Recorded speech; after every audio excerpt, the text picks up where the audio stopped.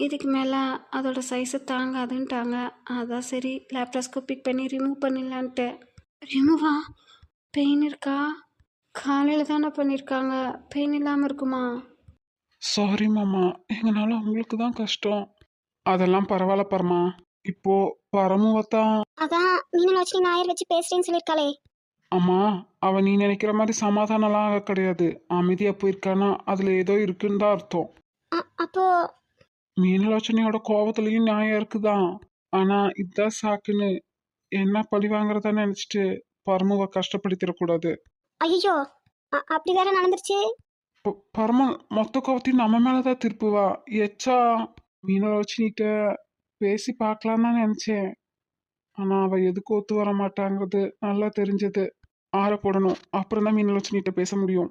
அம்மா, அது வரைக்கும் உன் பேத்தி அமைதியா இருக்கணும். அதத்தான் அவ பண்ண மாட்டாளேடா.